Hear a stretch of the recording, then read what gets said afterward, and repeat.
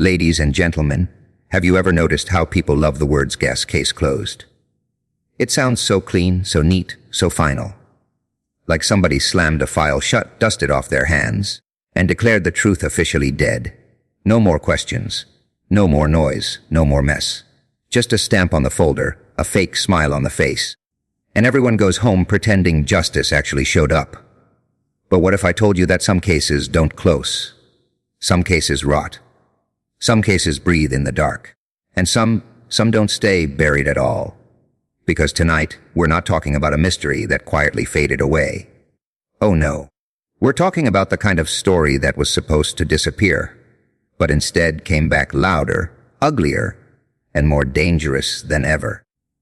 The kind of case where every answer creates 3 new questions. The kind where every witness has a crack in their story, every clue feels poisoned, and every final conclusion starts looking like the opening scene of a disaster. Case closed. Nah, this isn't a closed file. This is a pressure cooker with the lid blown off. This is what happens when secrets are stacked too high, lies are sealed too tight, and somebody somewhere makes the fatal mistake of believing the truth can be handcuffed and locked in a drawer forever. Because truth has a funny sense of humor. It waits. It watches. And when everybody gets comfortable, it explodes. So tonight, we reopen the file they wanted forgotten. We step back into the chaos, into the contradictions, into the evidence they ignored, the questions they dodged, and the silence that said far more than words ever could. This isn't just about what happened. It's about what was hidden, who benefited, and why the ending they sold us never felt like an ending at all. Welcome to a Loudest. Nah, kasi exploded edda. Where the file didn't end, it detonated. People love endings. They crave them. They need that neat little moment when somebody in authority steps forward, clears their throat, stamps a file, and says, "That's it. It's over. Case closed." It gives them comfort. It gives them permission to stop thinking, stop questioning, stop digging. Because the truth is, most people don't actually want answers. They want relief. They want the noise to end. They want the mess cleaned up, the blood wiped off the floor, the headlines buried by tomorrow morning, and the ugly questions locked away somewhere dark, where they never have to look at them again. That's what case closed really is most of the time. Not truth, not justice, not resolution. Just a sedative. A nice little bedtime story for the public. A ribbon tied around a box full of contradictions. It's the official version of "nothing to see here, move along," even when everything in the room is still on fire. And the funny part, people believe it. They hear those 2 words and suddenly all the tension melts out of the room. Their shoulders drop. Their minds shut off. Their conscience goes on vacation. Because if the file is closed, then nobody has to feel responsible anymore. But a closed file doesn't mean a closed truth. A file can be closed because somebody got tired. It can be closed because someone got paid. It can be closed because the pressure from the public faded, because the media found a shinier tragedy, because the people asking questions were ignored long enough to become exhausted. A case can be closed because someone in power decided the story was becoming inconvenient. It can be closed because admitting the truth would expose too many people, embarrass too many institutions, tear down too many carefully painted masks. Case closed. Sounds official. But sometimes it's just bureaucracy in a costume, pretending to be justice. And that illusion is dangerous. Because the moment something gets labeled, finished, society treats curiosity like rebellion. The person still asking questions becomes the problem. The family still demanding answers becomes emotional. The witness who changes their story becomes confused. The evidence that doesn't fit gets shoved in the corner like an unwanted guest. Anything that disturbs the clean ending has to be discredited, mocked, or buried, because people are addicted to closure. Even fake closure. Especially fake closure. It's easier to live with a lie that feels complete than a truth that keeps scratching at the walls. That's how the illusion survives. Not because it's convincing, but because it's convenient. It gives institutions protection. It gives the guilty breathing room. It gives the audience an exit door. Once the words are spoken, case closed, the burden shifts. Now anyone who dares to reopen the conversation is treated like they're disturbing the peace. But what peace? The peace built on silence. The peace built on missing pages, shaky timelines, unexplained evidence, and people who suddenly forgot what they saw? That's not peace. That's a cover-up wearing perfume. Because truth doesn't care about paperwork. It doesn't care about signatures, press conferences, or smug little declarations made under fluorescent lights. Truth doesn't vanish just because someone filed it away. It lingers. It leaks. It stains. It slips through cracks in testimony, in records, in memory, in conscience. It sits in the room like smoke after a fire, reminding everyone that something burned here, no matter how many windows they open. So when they tell you a case is closed, maybe don't clap so quickly. Maybe don't celebrate the tidy ending they wrapped for you. Maybe ask why it had to be tied up so fast. Maybe ask who benefited from the silence. Maybe ask what didn't make it into the report. Because sometimes case closed is just another joke. And the punchline is that they thought you'd never notice the body still breathing under the sheet. And that's the thing about illusions. They only work until somebody starts laughing at the script. And trust me, I do love a good joke. Every lie needs a hiding place. Some lies hide in people. Some hide in silence. And the clever ones, they hide in paperwork, in folders, in official reports. In neat little files stacked so perfectly that nobody thinks to ask what's missing between the pages. That's the beauty of buried lies. They don't always look dramatic. They don't come wearing a villain's grin or carrying a smoking gun.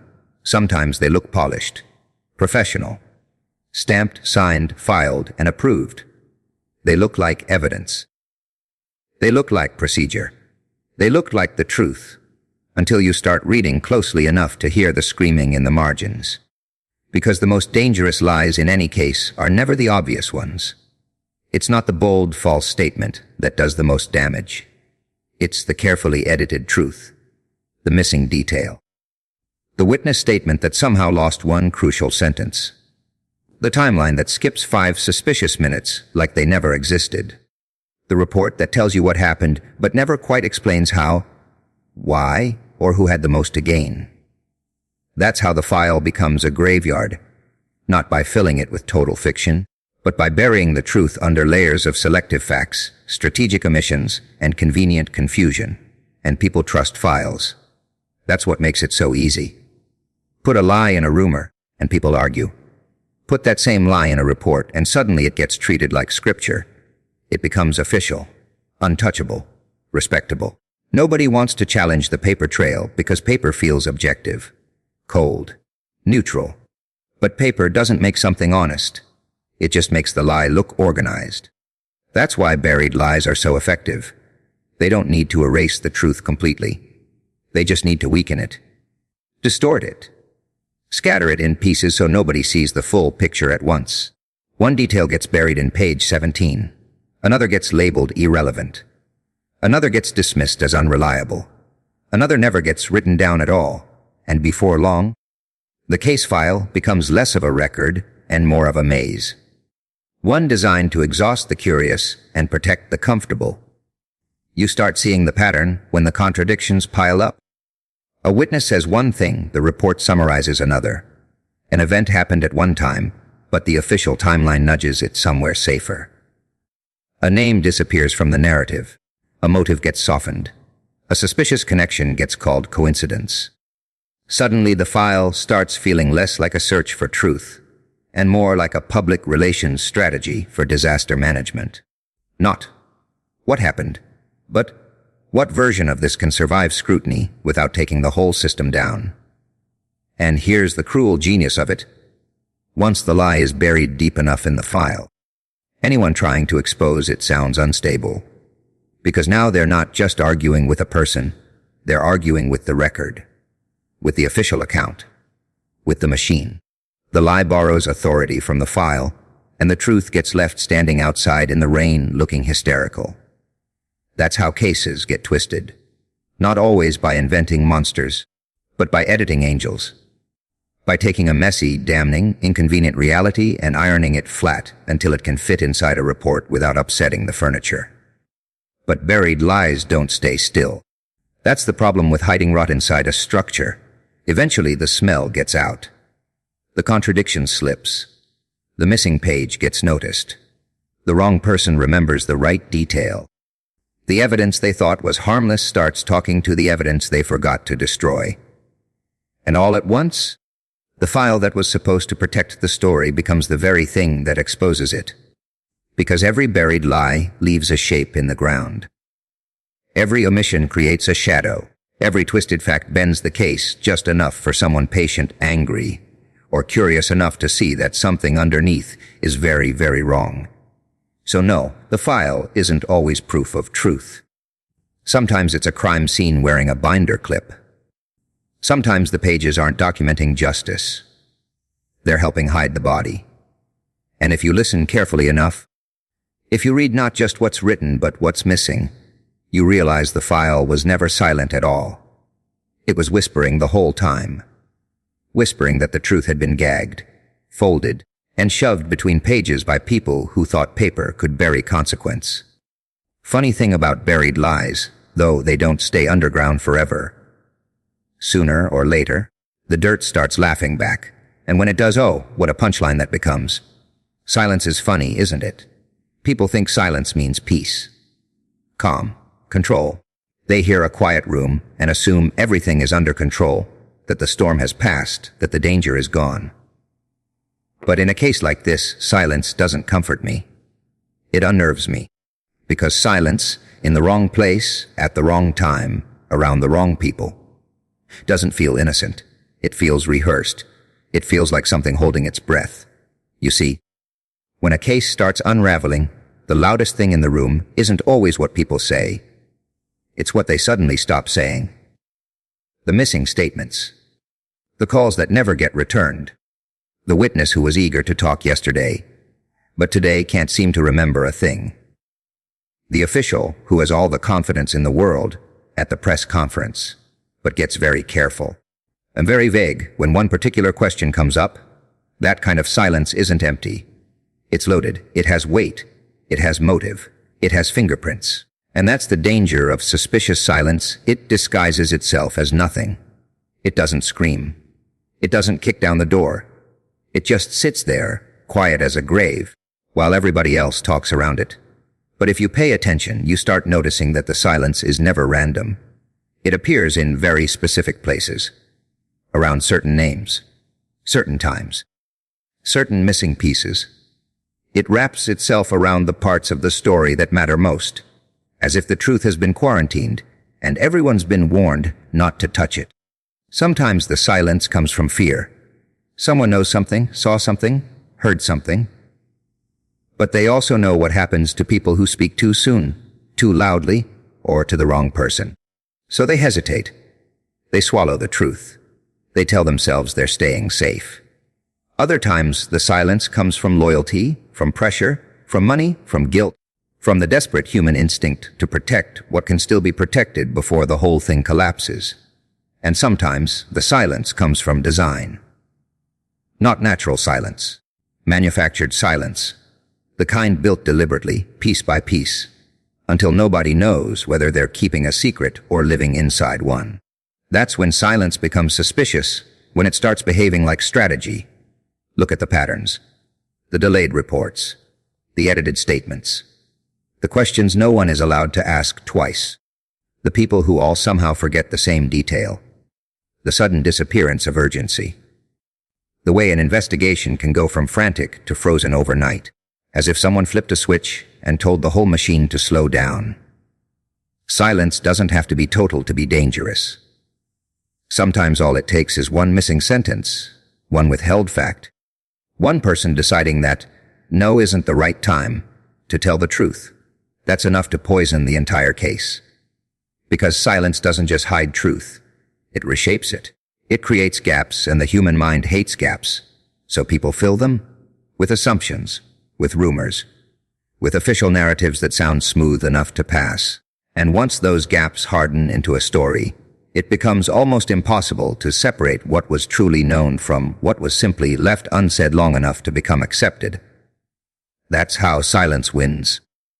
Not by overpowering truth, but by starving it. And what makes it worse is how polite, suspicious silence can look from the outside. It wears professionalism like a tailored suit. It calls itself ongoing review, insufficient evidence, out of respect for the process. It smiles. It nods. It promises transparency later. But later never comes, does it? Later becomes delay, delay becomes distance, and distance becomes denial. Before you know it, the silence has done its job. The urgency is dead. The outrage is tired. The case is cooling off in the dark while the people who should be talking have mastered the art of saying absolutely nothing. But silence leaves marks. It always does. You can hear it in the hesitation before an answer. You can see it in the eyes of someone choosing survival over honesty. You can feel it in a room where everybody knows more than they're saying, and nobody wants to be the first one to crack. That's the thing about suspicious silence. It doesn't erase the truth. It traps it, pressurizes it, and the longer it's trapped, the more dangerous its release becomes. So when a case goes quiet, don't assume the danger is over. Sometimes quiet is just the sound of the lie settling into place. Sometimes silence is not the absence of truth. It's the sound of truth being suffocated behind closed doors while everyone outside is told to be patient. And patience, my friend, is such a delicious little weapon, because while they're asking you to wait politely, the silence is already sharpening its teeth and smiling with all of mine. Every case has a breaking point. A moment where the script starts shaking in its own hands. A moment where the people in control stop looking calm. Where the neat little version of events they sold to everyone begins to tear at the edges. That's the moment I live for. Not the lie itself. No, lies are boring, predictable, repetitive. They all wear different clothes, but underneath they smell the same. What fascinates me is the moment the lie loses control of the room. The moment the pressure finally wins. The moment the case doesn't just reopen, it explodes. And explosions don't always look like fire and shattered glass. Sometimes an explosion is a leaked document. A witness who finally decides they'd rather be hated than haunted. A recording that surfaces at exactly the wrong time for exactly the right people. A contradiction so obvious, so ugly, so impossible to explain away that even the most loyal defenders of the official story start choking on it. That's how it begins. Not with a bang, but with a crack. A fracture in the surface. A little split in the polished mask. And once the crack appears, everyone starts seeing what was always underneath. Because pressure is a patient thing. It builds quietly, secret by secret, lie by lie, omission by omission. Every missing detail, every silenced witness, every manipulated timeline, every suspiciously confident press statement. It all stacks. People think they're containing the problem, but really they're just feeding it. They're sealing it tighter, compressing it deeper, turning the case into a bomb, and then acting surprised when it finally remembers what bombs do. The turning point always comes when one hidden piece collides with another. Maybe someone releases evidence they were never supposed to keep. Maybe a person on the inside gets tired of carrying the rot and decides to hand the world a match. Maybe public pressure comes roaring back because the story refuses to stay dead. Or maybe the system makes the oldest mistake in the book. It gets arrogant. It assumes the file is buried deep enough, the witnesses are scared enough, the public is distracted enough, and then one detail slips. One wrong answer. One timestamp. One face caught in the wrong place at the wrong moment. And suddenly the case doesn't look closed anymore. It looks unstable. That's the terrifying beauty of the explosion. It destroys certainty. Up until that moment, people can pretend they know what happened. They can cling to the official timeline, the approved suspects, the carefully polished conclusion. But when the case explodes, all of that gets blasted apart. The facts become negotiable. The trusted voices start contradicting each other. The people who once looked untouchable begin sweating under simple questions. And the public, that's sleepy, Obedient audience that accepted the ending they were handed starts waking up and realizing they were never given the full script. And once the explosion starts, it doesn't stay tidy. It spills into everything. Old evidence gets re-examined, new motives appear, side characters become central players. The harmless little inconsistencies people ignored suddenly look like warning flares. That's the chaos of a detonated case. It doesn't just expose one lie. It forces you to question the architecture of the whole story. If they lied about this, what else did they bury? If this witness was manipulated, who manipulated them? If this report was altered, who signed off on it? One explosion doesn't just destroy the cover-up. It reveals how many hands were holding the tarp. And that's when fear changes sides. Before the explosion, fear belongs to the people asking questions, the outsiders, the families, the witnesses, the inconvenient truth-tellers. But after the explosion, fear moves upstairs. It climbs into offices, boardrooms, press briefings, private phone calls. It settles into the voices of people who thought they were safe behind the phrase, "Case closed."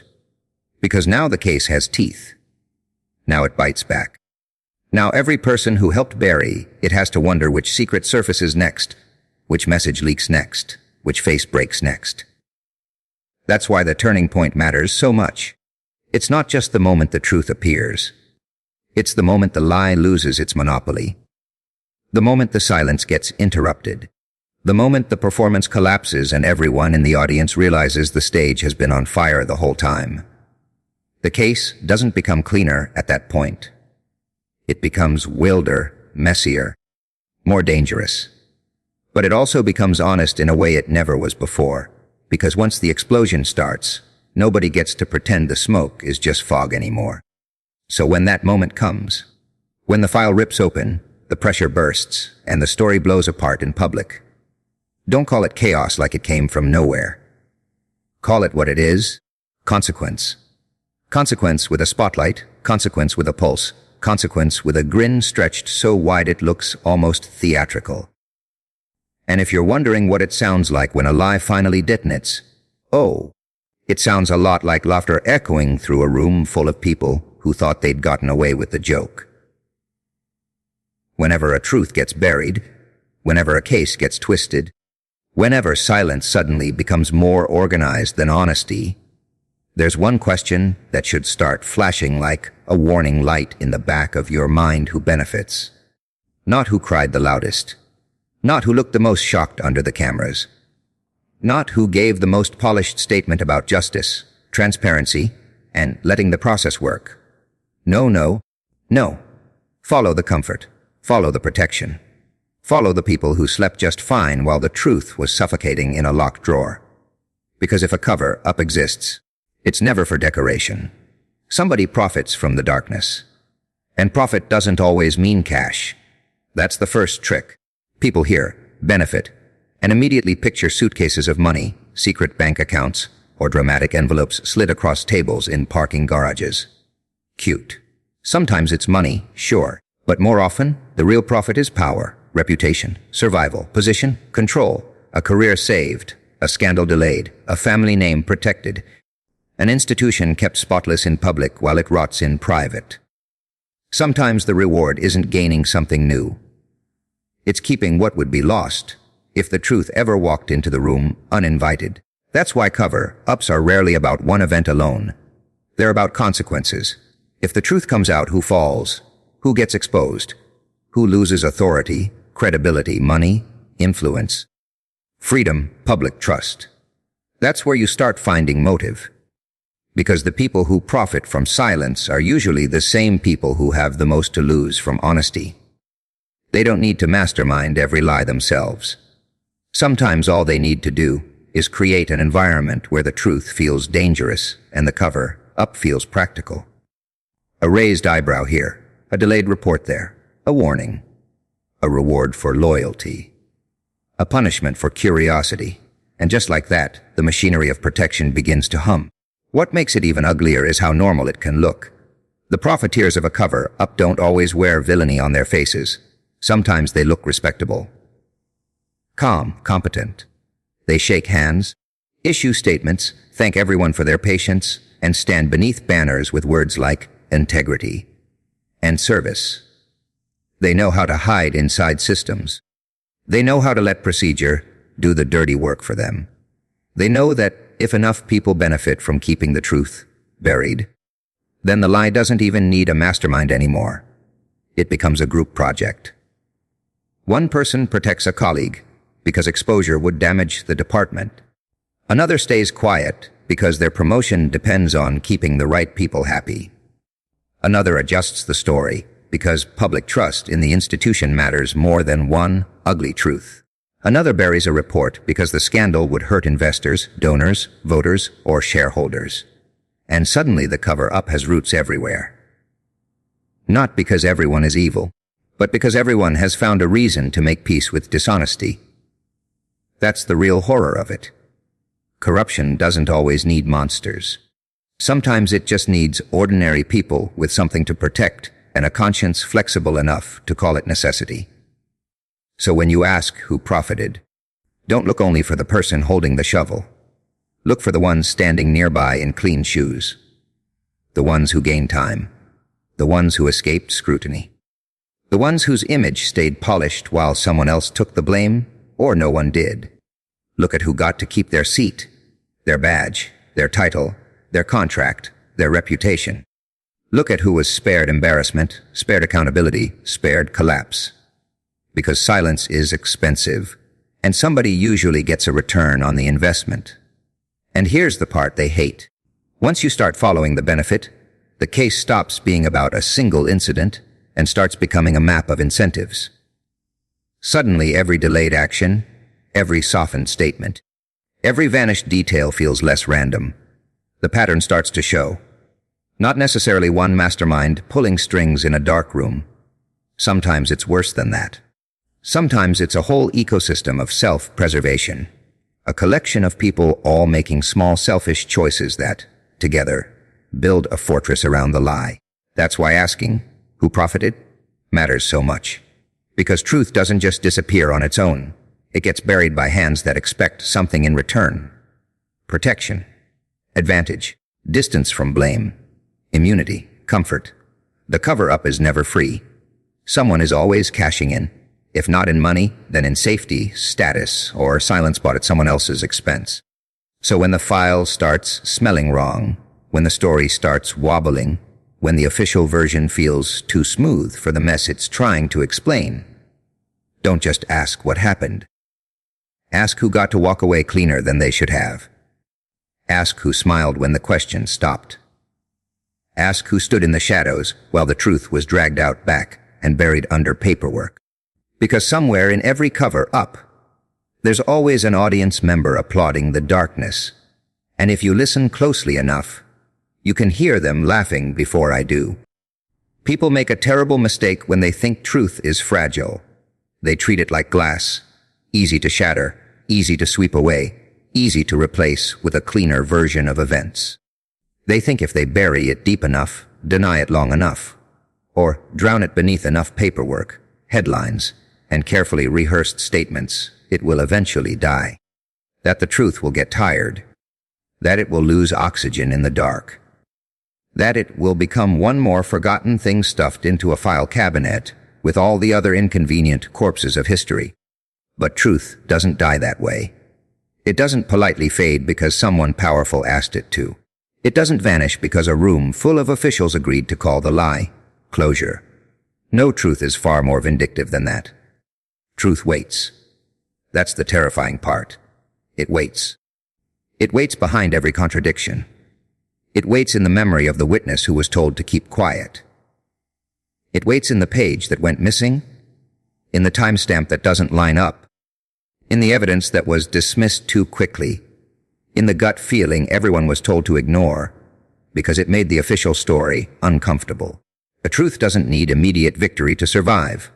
It just needs one crack, one weak point, one moment of arrogance, one careless omission, one guilty conscience that can't carry the weight anymore.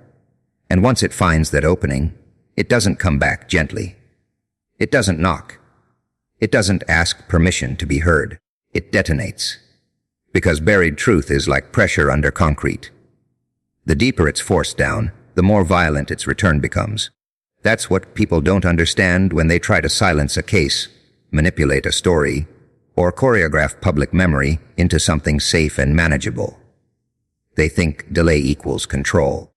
They think if they can outlast the outrage, exhaust the questions, and distract the audience long enough, then the danger is over.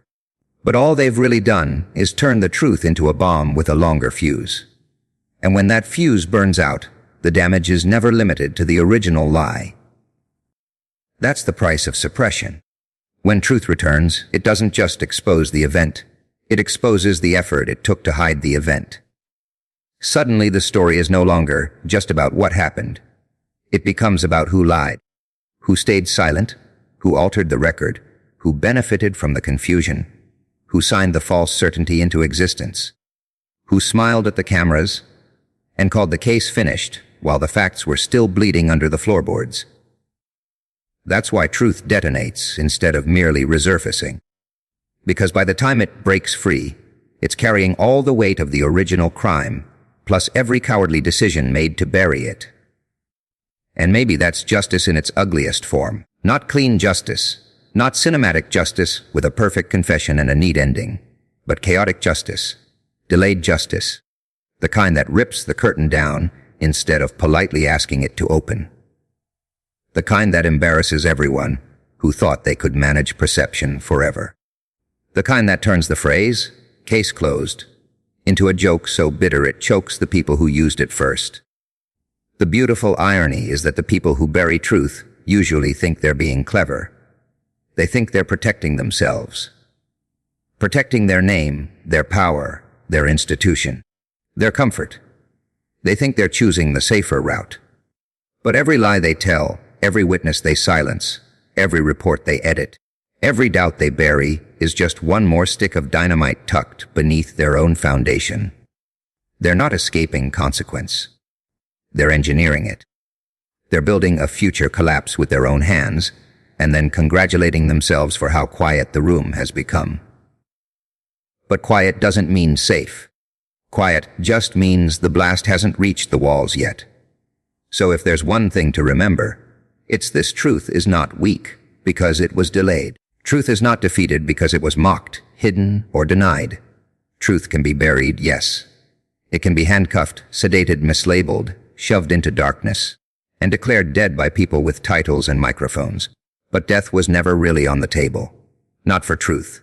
Truth doesn't do funerals. It does returns. It does ruptures. It does revenge with timing so perfect it almost feels theatrical. And when it finally comes back, when the lie cracks, when the silence shatters, when the case they buried kicks open its own coffin and steps into the light, don't call it a comeback. Call it what it has always been. The moment reality stops playing nice and starts collecting debts with a grin carved ear to ear. Because in the end, truth doesn't whisper from the grave.